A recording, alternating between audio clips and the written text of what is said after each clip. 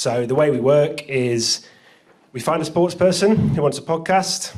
We spend a lot of time trying to work out if they're the right person to work with. And then we basically go into business with them to create sort of their second career, I suppose. I haven't got loads of clips. I haven't got any clips, actually. That's fine.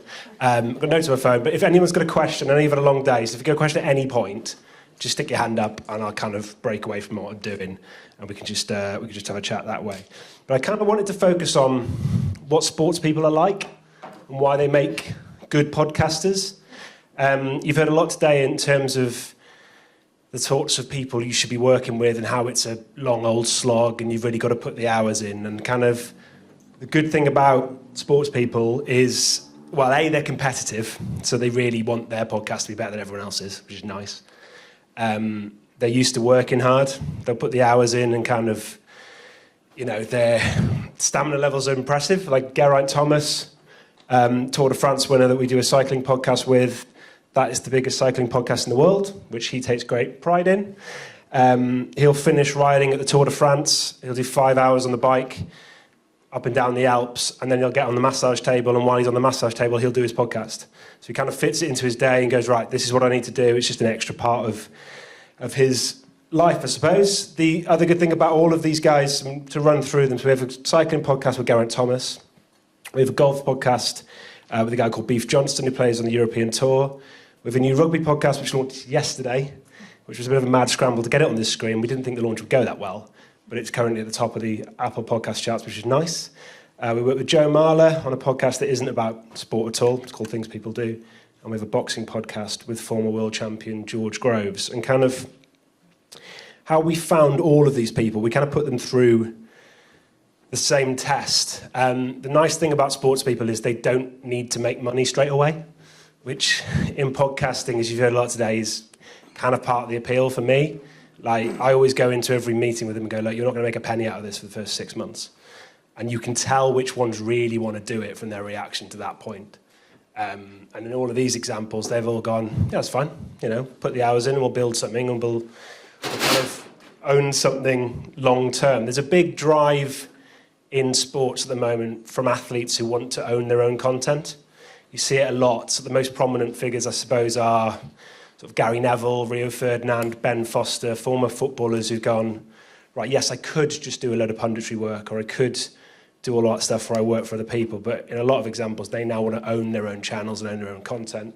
And that's only going to happen more and more, which is why that's why we go into business with the athletes themselves. And in all of these examples, we own half the podcast, they own half the podcast, and we're in it together from the start. The bad thing about sports people is their schedule sometimes.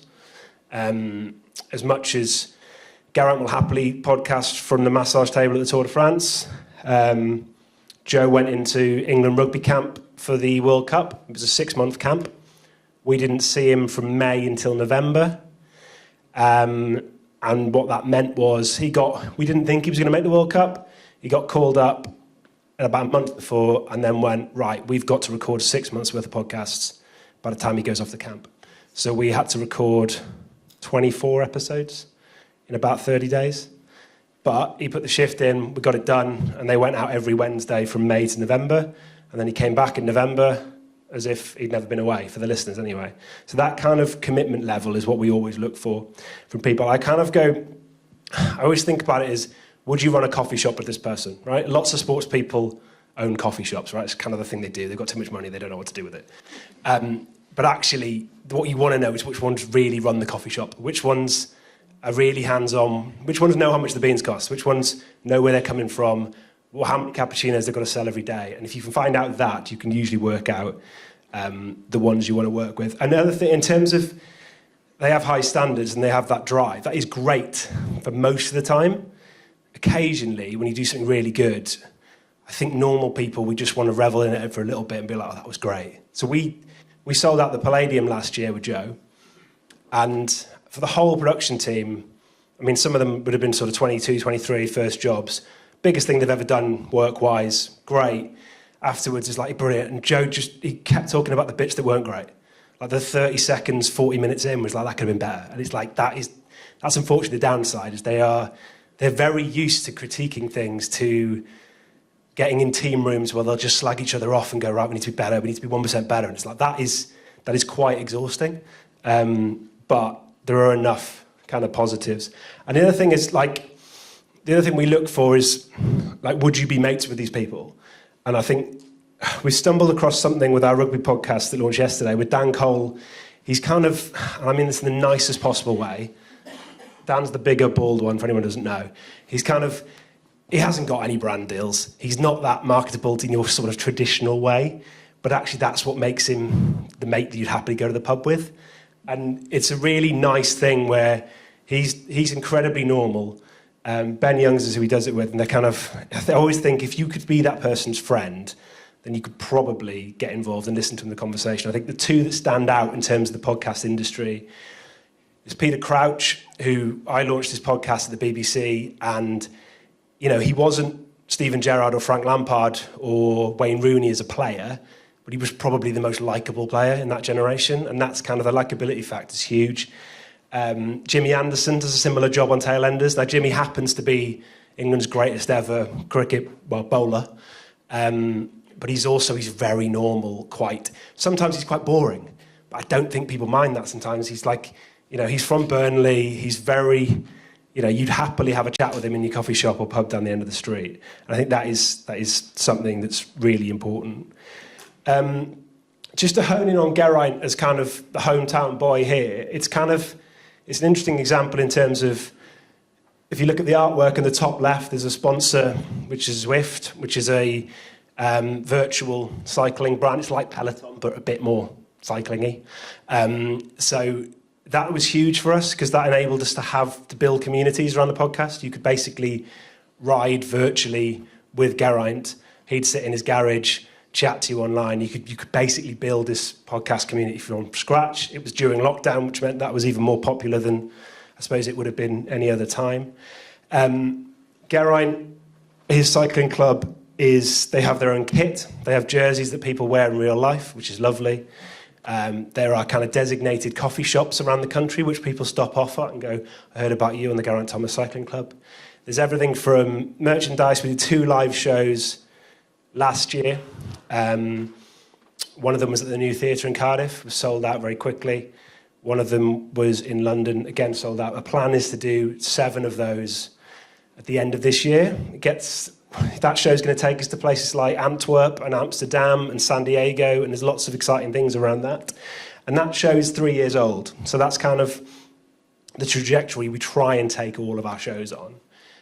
The live event space is really interesting. I don't know if you've ever been to see a podcast live event. A lot of them are in theatres. A lot of them are on stage. Not every show works in that capacity. Our golf club, as an example, we ran a golf day last summer where 100 people came along, played 18 holes, had a bit of a masterclass, had a barbecue, all that sort of stuff. We tried to do something different. It was very hard to make money out of it first time round because golf clubs are horrendously expensive to book. But we're doing it again. This year we've got sponsors, we've got proof of concept, and that will hopefully become our version of a podcast live event where you go, right, this is a big event. It's called Beef Stock. It's going to happen every summer. It'll be a crowd sports event in the sense that every other podcast will come along and play and have a team. And that is kind of the cross-promotion that works well. And that is the other thing that these people are looking for. They'll all do each other favours if they know that the rest of the team are doing them a favour. So if you look across the sporting calendar, the Six Nations starts next week. Every one of these shows points towards For the Love of Rugby. For the next week, Tyson Fury fights in the middle of February against Alexander Usyk, probably the biggest boxing fight in, might be 25 years. All of our shows during that week will point towards the George Groves Boxing Club. And as we go around the calendar, obviously the Tour de France is a huge event for us. The Masters is a big event in golf, and we will add more and more. And we have, hopefully, I'm pretty confident there's 2 new football shows coming for the start of the football season, and that's where things will change again. So the cross-promotion that we're able to do, I think I said to somebody earlier that For the Love of Rugby was actually, I think Jack said this at Goalhanger as well, once you've done it a few times, it does become easier and easier to launch a show. the fact that we can move audiences around is really useful. So we probably, I mean, our first conversation with Ben and Dan would have been in December. They wanted to do it. We thought there's enough in this. We launched it yesterday and it went straight in at the top of the charts, and the downloads have been really promising. And that's partly because we have Joe's audience. We have Geraint's audience who, a lot of them are Welsh, so they kind of know the rugby. Well, they do know the rugby. And we can use those to cross-promote. And I think that's the exciting thing for all of them, that they have this team around them. Not just us at Crowd who build the content and build the brand strategy forever, but they have these other sports people they can pull favours off. And every one of them has been a guest on Joe's show at some point. Joe's show is really interesting in the sense that it's not about rugby. So what happened was, so lockdown 1 came. I'd agreed to kind of do some stuff with Joe. Everybody then did a show where a famous person interviewed their celebrity mates. A lot of those shows aren't here anymore, thankfully. We did the opposite in the sense that our guests were a teacher, a mechanic, a hotel manager, an estate agent, and we basically built it around, right, if you sat next to an estate agent at a wedding, what are the 15 questions you'd ask them? What's the worst house you've ever been in? What's the kind of, what's the most embarrassing thing that's ever happened to you while you're showing someone around someone's house? It's all that sort of stuff. And it's interesting that that is the stuff that appealed to Joe. Now, we could have, and it definitely would have been a lot easier if we'd just done a rugby podcast with him. But the thing that got him out of bed in the morning, and the thing that meant that he's done the show every week for 3 years, is that he had this idea that he really wanted to do, and you kind of had to compromise there and go, okay, right, we'll do it your way. It's been a grind. Like, we have had to scrape for listeners, because why would you listen to a show that's got a rugby player talking to a mechanic, when actually, if you just talked about rugby, you would have had an audience straight away. But it's been a really nice journey that's been on, and last week there was a billboard in Leicester Square that Spotify paid for, and it kind of felt that that's now established as Things People Do, and at some point it won't be Joe Marler's Things People Do, it'll just be a brand called Things People Do that Joe owns, and that will be his career beyond rugby. And I always say to all of them, it's like, the main priority is, once they finish rugby, do they make enough money from doing their own podcast that they can turn down a stint on Sky Sports or Eurosport, or you offer them 12 hours in a soulless TV studio somewhere 40 minutes outside London usually. You could do that, or you could do the thing that you own and you get really excited about. You can do from home if you want. You can come to the studio and do 3 episodes in a day if you want. But the moment you can do that instead of having to do the other thing that everyone else has done for years before, that's the moment that they go, okay, that's the bit that excites me. So that's why we like working with sports people anyway. If there are any questions, feel free. Thank you very much. Okay. Thanks, Steve. Has anyone got any quick questions for Steve? Yes, at the back there. Did rebranding Joe Marler's podcast feel like a risk? What was that sort of like to give it the new name? It did, yeah. We spent 6 months on it. It was the same 6 months that Joe was at the World Cup, which was quite nice. We kind of went, right, if you're going to go for 6 months, what are we going to do? We spoke to all of our existing listeners. I say all of. We spoke to about 200 of our existing listeners first, and went, if we did this, what do you think? They all got it, which was quite nice. And ultimately, they all had very positive things to say about the show, and they wouldn't change a thing, because, like, well, you're pointless. So then we then spoke to listeners of comedy podcasts. So we spoke to people who only ever listen to Off Menu or only ever listen to Shag, Marry, Annoyed, and go, right, can you listen to our podcast? And can you feed back? None of them could tell us what it was, which was interesting. None of them knew who Joe was. And it was really, the fascinating bit was once they got to about the 6th or 7th minute, to about 2 minutes from the end, they really liked it. And a lot of those people that we met through that process still listen now. Some of them are subscribers and will hopefully be fans of the show for years to come. But nearly 100% of them went, I wouldn't have clicked on this. Or I wouldn't, if I'd listened to one episode, I wouldn't have bothered. Which was then a realisation of, like, why have we spent 2.5 years doing it this way? But once we got over that, we recorded a load of episodes in a cheaper studio as quickly as we could. We banked the money that the expensive studio usually costs and spent that on rebranding the show. We did a photo shoot so all of these people in the background are either former guests or listeners. We had a lovely day.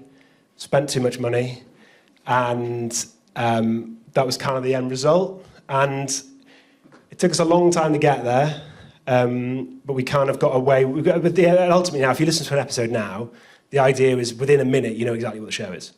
It's called Things People Do. It's about people and the things they do. And it's like, okay, that comes across hopefully much better. And we'll continue to tweak it, but yeah, we've got much more of a chance now. But you're right, it was a risk.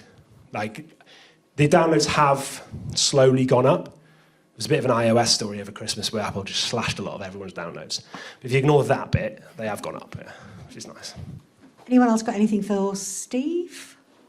Yes, Gavin? Two questions built in one, really. What was the Apple slashing the metrics done for you? Did it damage your advertising revenue? And what's your view on series, concentrating your episodes versus what they think to the guys? So the first question, if I can go around them, Geraint wasn't affected at all, which was really nice. For the Love of Rugby didn't exist, which is great. George was affected quite badly, and has had to really scrape to get those people back. Most of them are back now. Beef has been off series over it. And Joe, weirdly, Joe's was quite encouraging because it lost some. They put a little bit of a campaign to go, look, on social mainly, go back, refollow. We've got a new rebrand, come and give it another go. And it's hard to tell. Either they've all come back or we've replaced them with new people that are slightly more people. But it was a difficult, it came at a weird time as well because it was like late November, early December. So everyone's going into Christmas mode. Advertising's basically shut down anyway. No one knows how long-term it would have been. Everyone agrees it's great for the industry long-term because the industry's got a real problem trying to convince advertisers that these people actually exist. There's a lot of downloads that look great as a number but weren't converting into real people. So everyone agrees it's great long-term. But it was a difficult month of 6 weeks, which was partly covered by the fact everyone had just had Christmas and wasn't thinking about it. But yeah, they're back now. And what was the second question, sorry? Limited series, oh yeah. Ideally, you would have your podcast running every single week of the year, 2 episodes a week if you could. That's what keeps advertisers happy. That's what gives you the best chance of your listeners not going to find something else. People are quite fickle. If you don't give them an episode, they will go and find something. They have commutes to fill, and they might not come back. Interesting with Beef, he is a golf professional who every Monday will take a flight to a different part of the world. His schedule is probably the weirdest of anyone's. He's also had a lot of injury problems where he's had to go, right, I need to really focus on my golf this week. So we've made the move on there to do fewer episodes and try and make them higher quality from now on. He co-presents it with John Robbins, who's quite a big podcast name. And we found that almost the fewer episodes of that, the higher the quality is and the happier we are with the product. I definitely think there was a time where we were trying to squeeze as many episodes out of as possible and it wasn't as good. But that's an internal decision on that. Advertisers would want an episode every day if they could. How does that approach affect the audience and advertising? Advertising, I'd say we put more effort into Beef Stock as our big summer event. So I have a budget, I have a target that I have to hit a number in terms of revenue for that show for the year. Basically decided that we were going to make 50% of it out of the Beef Stock this summer and make less of it out of advertising. Audience-wise, they seem quite happy. It's a kind of... Golf's a funny one. I don't think there is a big enough audience for a kind of regular what's going on this weekend. Lots of weeks on the golf tour are quite quiet, but there are enough people out there that casually follow it or get involved around the big events that we can make it work. Thank you. So for Crowd Network, obviously sports is part of it, but is that where you think, as it's such a crowded market, how have you managed to punch through with these titles, do you think? Is it down to the presenters and that kind of expertise that we talked about a little earlier as well? It's a lot of it's down to the presenters. Like, you have to pick the right people. But, that's the team of producers, they do know what they're doing and they can craft. They do a lot of audience research in terms of what people want. And in most scenarios, in fact, we haven't launched a show with a sports personality that has disappeared. So we have built things from them. We have to tweak it quite regularly. I think sometimes you have to do more newsy current affairs stuff than you'd want to do, maybe the talent want to do. They all get into it thinking, oh, I'll just tell funny stories from back in the day. And then you go, actually, can you talk about this big story that's happening that everybody else is talking about? And they're like, oh, do I have to? Like, yes, you do. So there's picking the moments in the year where you've got to go, right, this is a big story in your sport, you need to be a voice on it.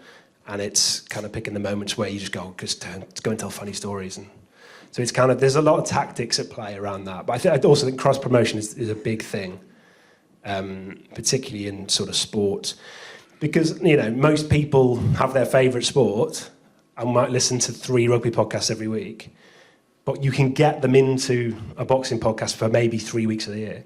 So you go right all in on those weeks. So we've got Fury fighting in February, Joshua's in March, and they might fight each other later in the year, hopefully.